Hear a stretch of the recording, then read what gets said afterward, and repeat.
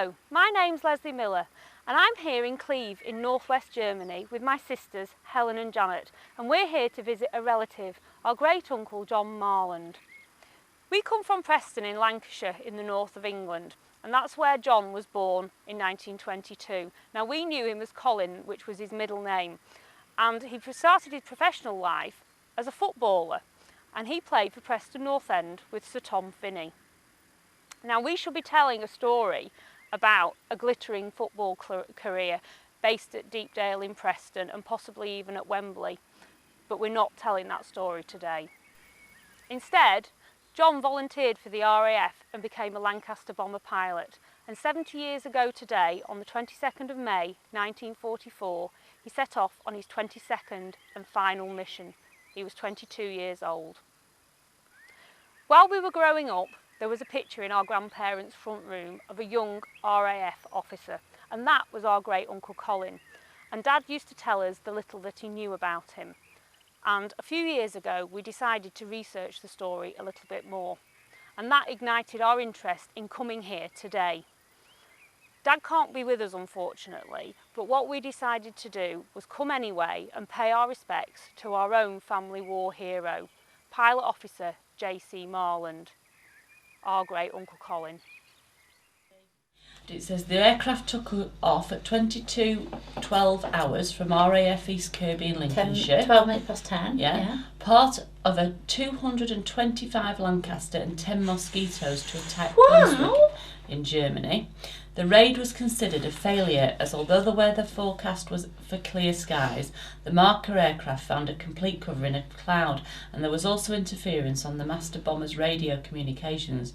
Most of the bombing fell in the country areas around the city. Records show that only a few bombs fell on the city and no ground casualties. A reconnaissance aircraft flying through the target area an hour later found that the cloud had completely clear. 14 Lancasters were lost on this raid, 81 crew members being killed and a further 18 being made prisoners of war. 57 Squadron, which was Collins, lost 3 aircraft on this night. Okay. So this is a picture of the original cross. The original grave with all the names on. And these are all the details of all the men. This is a temporary cross erected in the Reisfeld War Cemetery for 6 of the crew of the Lancaster Mark II from Squadron 57, lost on an operation against Brunswick on the 23rd of May 1944. This is what is in the Book of Remembrance at the Reisfeld Cemetery, and this is a picture of the Reisfeld Cemetery. So this is where we're going. This is where we're going to have to go.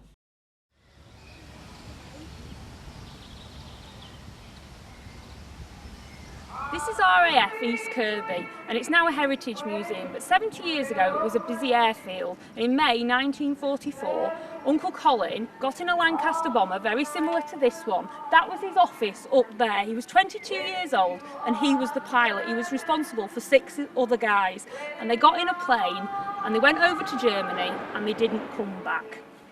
Harold, go on, tell us the story of this plane. This Lancaster was built in April 1945. Okay.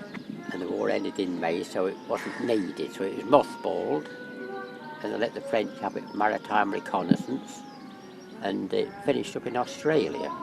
Oh gosh. Moving along, we purchased this Lancaster on the 1st of September 1983, so this year we should have had it in September 31 years. But you see, the engines hadn't been run for nearly 20 years. They'd never been started for over 20 years. And then when it started up, all the smoke came out, you can imagine, stood all those years. Well, it ran. And cobwebs and spiders, they all came out, I think. Bird's nests. Over the years we've got them all started, you see. It's a fantastic project. It's been restored beautifully. Gradually we say we've got the bomb doors working. And, I mean, it looks as if it's ready to take off to Germany right now. It would lift off. Would it? Yeah, but like driving a car without an MOT, isn't it? Yeah, I know the paperwork wouldn't allow it, but the plane looks as if it would have no trouble. And I'll bet whoever's up there starting those engines is itching just to push it a little bit further. Just a little bit and pull that yoke back. RAF East Kirby was where Uncle Colin was posted to 57 Squadron in August 1943 after training in Canada from July 1942.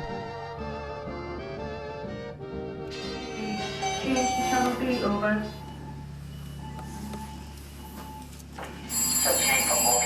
Understood. Number 3 land. Runway 20, QFE 1023. Over to Channel B.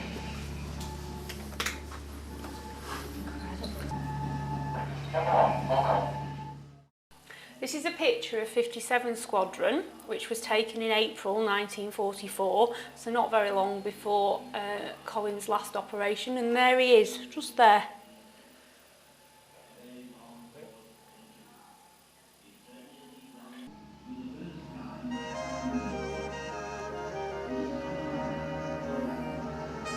So, Janet? I've just read the letter from Peter Lees to be sent home if he didn't return from an operation. Stephen couldn't read it, so he asked me to read it to him because the handwriting is really quite, illegible, but I could read it because I'm used to veterinary illegible writing. So I read it. There's just a couple of words I struggled with, but it got quite emotional at the end. And then there's a letter from Private Officer John Chadderton to Mr. and Mrs. Lees following Peter Lees going missing. But I haven't got around to reading that, and now I can't because my eyes are all leaky.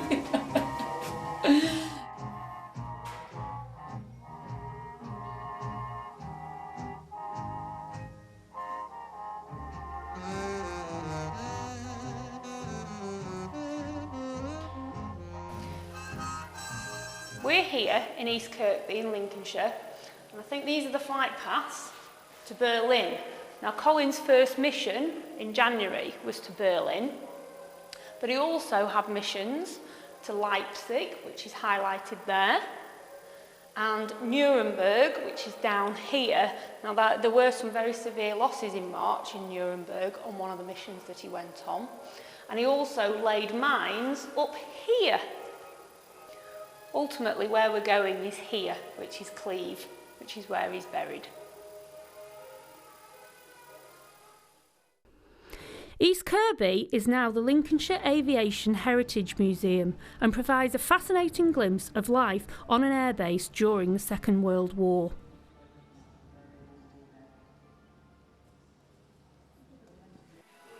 This is the wreck of a Spitfire. It's Spitfire VB BL655. And it's an exhibition that was opened by Leslie Watt in 1991 in memory of his brother, who was actually the pilot of this Spitfire. Isn't that amazing?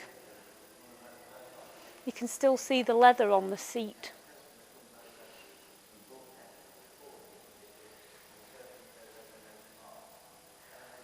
It's absolutely amazing. This is an actual Barnes-Wallis bouncing bomb. It's enormous. It was used by the dam busters. This one was dropped in test, and then it was found by a diver and then recovered by an American aircraft, and it's been donated to the museum. It's massive, it's huge, and it's really exciting. An actual bouncing bomb. The museum was established by Fred and Harold Panton in 1987 as a memorial to their brother Christopher, who flew for Bomber Command and lost his life during a Nuremberg raid in March 1944.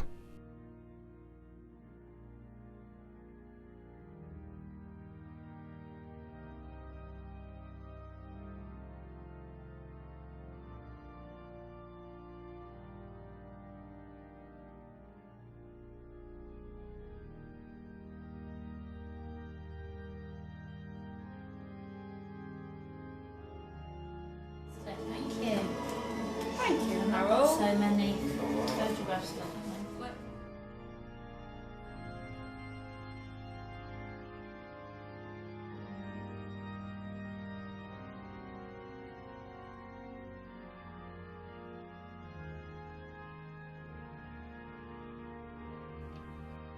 As part of the trip to East Kirby, we also went to Lincoln Cathedral.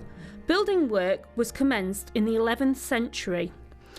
It is an architectural masterpiece which dominates the rather flat county and was the tallest building in the world between 1311 and 1548 when its spire collapsed. The very reason Lincolnshire was the home of so many RAF airfields is the wide open flat spaces. So Lincoln Cathedral is a natural choice for the 1st Bomber Command Memorial. There are motifs and medallions on the walls, a beautiful stained glass window and a book of remembrance which we were proud to add our story to.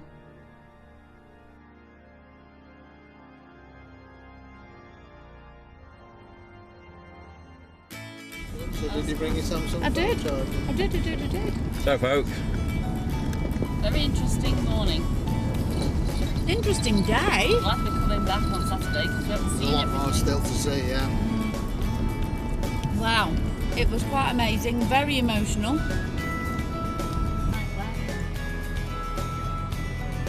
We're on the ferry and we're so excited. It's like being on a cruise. It's not just a ferry, it's a mini cruise. It is, and we've got bunk beds and a big cabin for us all, and we're just really excited. And there's It's gonna be a real lots to adventure. do. There's a cinema, and there's a restaurant, and there's a show bar, and there's all sorts. We've been exploring, and it's going to be really quite a fun evening, isn't it? It is, it's exciting. It looks like quite a tight squeeze out of Hull, so hopefully we'll squeeze past everything. Lots of ships.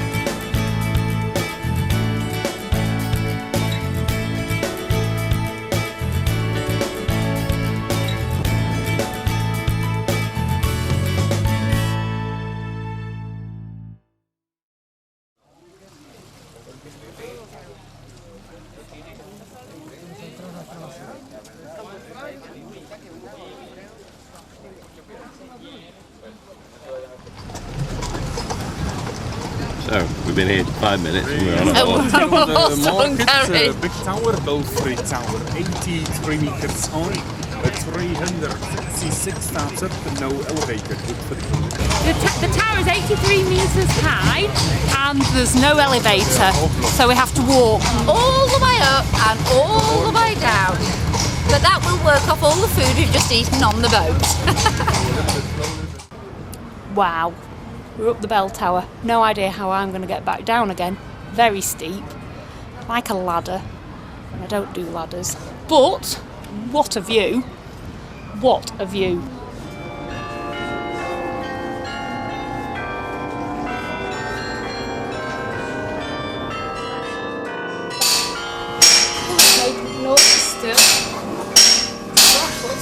That's another chime going on. That's the chime. big bell. Yeah. Are we on the hour? No, half an hour.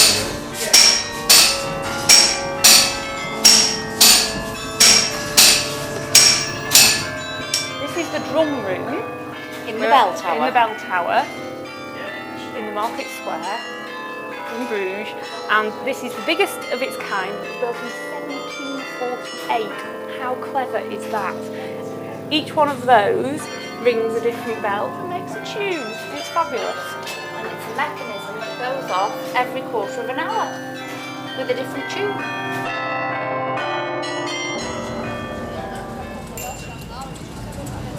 Going in here, and I think this is the church where the Michelangelo statue is. I'll tell you about that in a sec.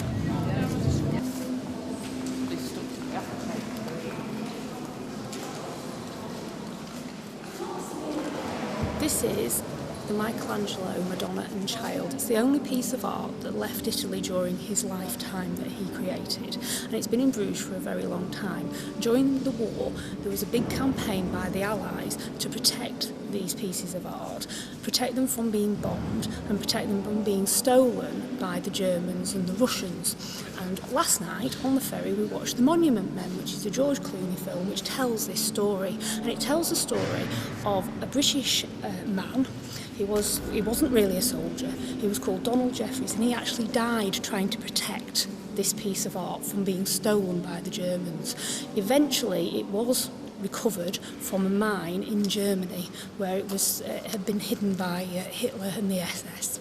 Yeah, carved out of marbles. Yeah, how polished. We lit candles in remembrance of both John, Colin and Dad, who would have been really proud we are doing this trip.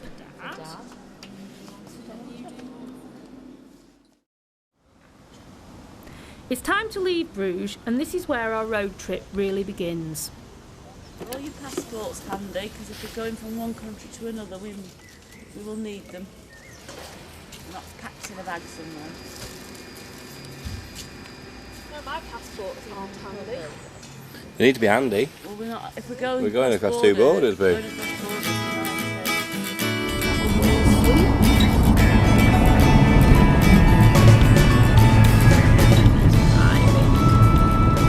Side of road in car. Wrong side of the road.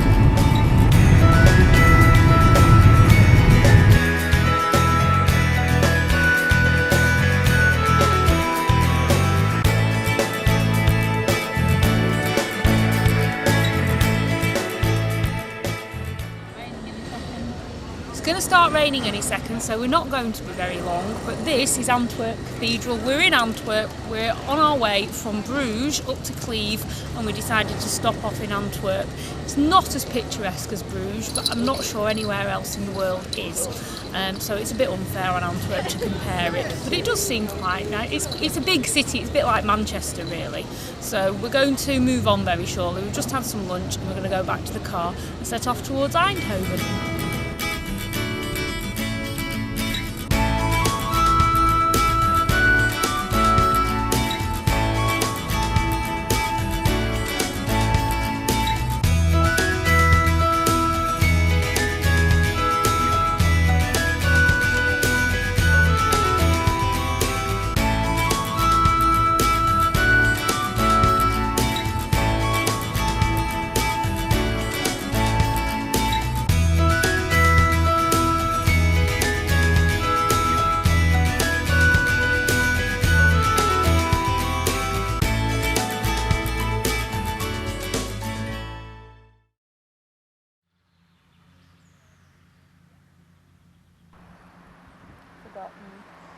This is the Reichsfeld Cemetery in Cleve, and the objective for our mission is to come here. First step is to find the grave.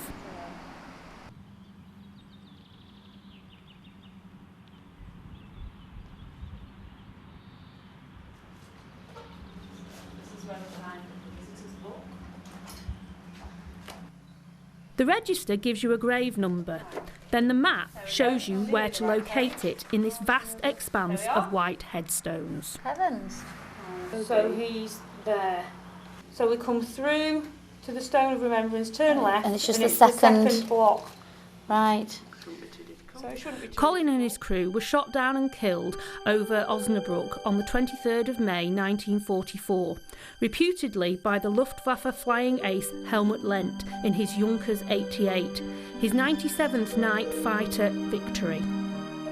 Colin's body was interred here at Reichsfeld after the war with 5 other crew members, 2 of which were Canadian.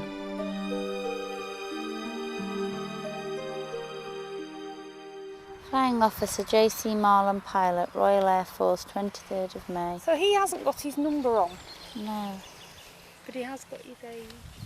I bear you on eagle's wings and brought you unto myself. Exodus.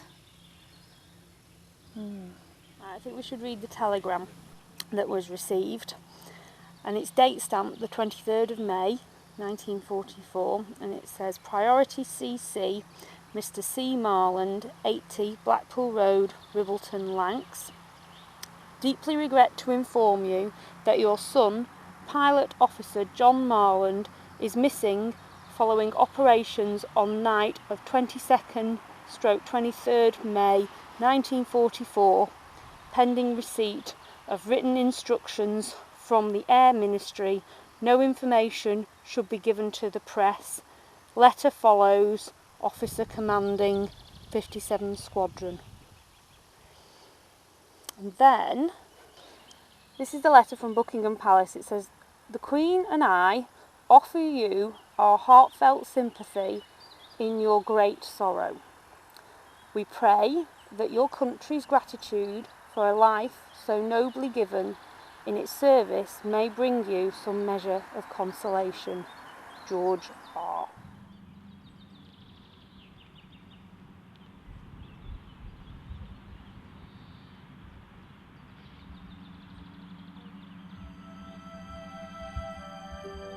It is extremely moving to walk between the sea of immaculate white headstones, each one representing a life given. You just can't comprehend the scale of this. This is just one small cemetery, and there's hundreds of cemeteries like this, and most of these boys, these men, have been identified. There's just the odd one where it says an airman, and they don't know who he is. And I keep thinking back to the telegram that great granddad and grandma had, and how awful it must have been to receive that. But then I think how awful it must have been to not know and to have not received it because he wasn't identified.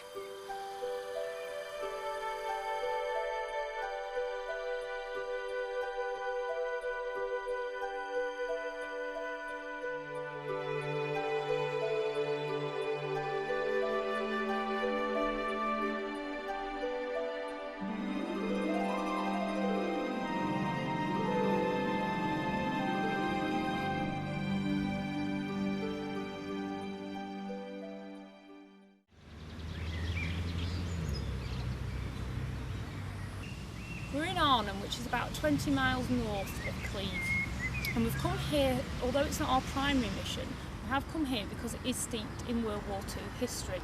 We're actually at the Airborne Museum, and we've just been learning about Operation Market Garden, and we've already seen A Bridge Too Far, and I think we understand it a little bit more now, and what a disaster it actually was. Between the 17th and 25th of September 1944, Allies engaged in the largest airborne invasion up to that point in the war. Massive use of airborne forces was key to allow the rapid advance of ground troops. The objective of Operation Market Garden was twofold: to create a bridgehead across the Rhine, beginning with seizing 9 bridges and opening up a route into northern Germany and interrupting the Germans' capability to launch V-2 rockets. In a pincer movement, troops would also encircle the Ruhr Valley, Germany's industrial heartland. Troops took several bridges between Eindhoven and Nijmegen, liberating those towns, and a small unit of paratroopers secured the intact bridge over the Rhine at Arnhem. But they were overrun when ground support did not arrive, and so the operation was deemed a failure and dashed Allies' hopes of finishing the war by Christmas. We're in a replica of a glider, so thousands of people were transported like this, and lots of equipment were transported in gliders all the way over to Arnhem, and they were crash landed in the fields just outside. So we're going to go and have a look at the rest of the exhibition. We're stood in the exhibition now, and there's noise, there's chaos, there's gunfire. There's demonstrations here of all the equipment that was brought in on the 17th of September 1944 during the start of Operation Market Garden. There were thousands and thousands of men dropped, and lots of equipment, which you can see. There's equipment for moving earth, there's jeeps, there's guns, there's everything you can imagine. But what they've done here is they've just tried to recreate the atmosphere with all the noise and the hustle and the bustle. It's quite amazing, actually. This is the wall which explains what happened, and out of the dead we have 1,485 Allies, 1,800 German soldiers, and 1,000 civilians were also killed during this fated battle. And then, as far as prisoner of war was concerned, 6,500 of Allied troops were made prisoner of war, which is quite a lot, compared to 214 German troops. And then we've got some injured. We've got 3,000 Allies injured, 3,600 German soldiers, and then we have 130 missing Allies which have never been identified or found. Staggering numbers. This statue is We'll Meet Again in London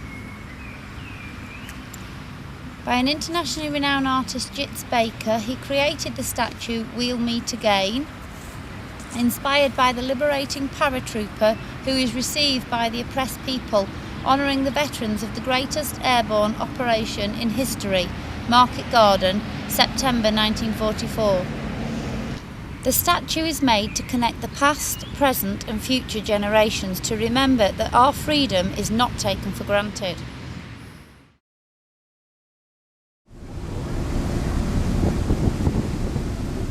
We've had a long day travelling today. We're now on the ferry from Zeebrugge back to Hull. So we're still travelling, but we're allowed to relax now. Have a glass of wine.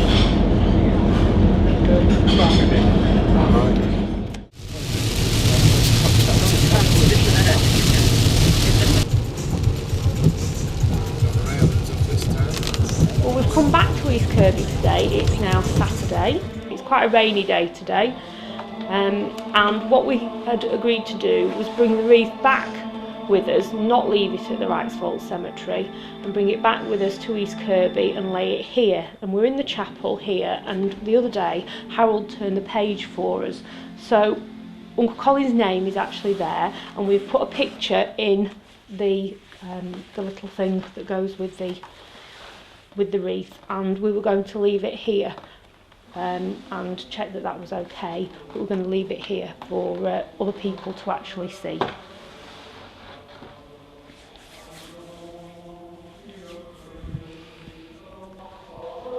I think it is more emotional than actually being at the graveside, because we're kind of where he lived rather than just where his body's buried. So it is more real in a way, actually. And we've got a picture there as well with us, so it just reminds us of who he really was. And the scale of the tragedy of everybody, all these men here on this side and all the graves at the cemetery. And this is just one small part of what happened in the war, isn't it? One little unit, really. And there was hundreds and thousands.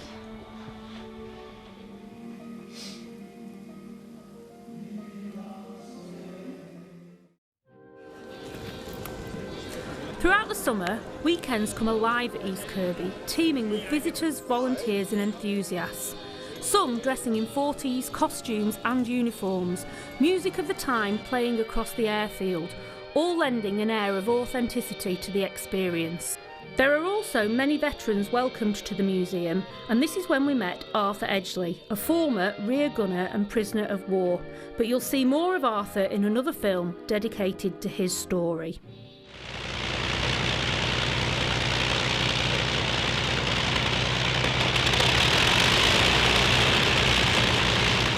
On special days, they fire up the Lancaster bomber Just Jane and, revving the Merlin engines, take her for taxi runs on the grass runway.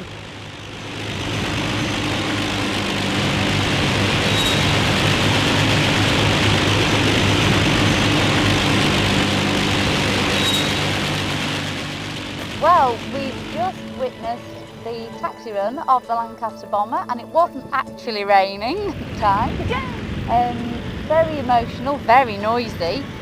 So it drive off onto the grass runway, all the way down the runway, turned round and came back, and you really got the sense of how noisy and how exciting it must have been for those pilots taking off. I think for me, I mean, I've enjoyed talking to the 93-year-old gunner that we've just been chatting to, and that's roughly how old Uncle Colin would have been if he'd been alive to tell the tale. Is it really? You know, today, and I think as a mother of a 22-year-old, if it'd been my son that had been going to war, you know, you can't begin to imagine what my great-grandparents must have been going through, and the way they must have felt hearing that he'd not come back. You know, those are the shoes that I put myself in.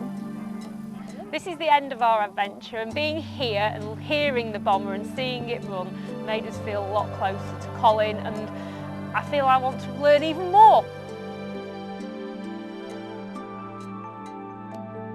We are privileged to see the RAF Battle of Britain Memorial Flight and meet several veterans, including Arthur, who tell us more about training for and serving in Bomber Command, and even being shot down.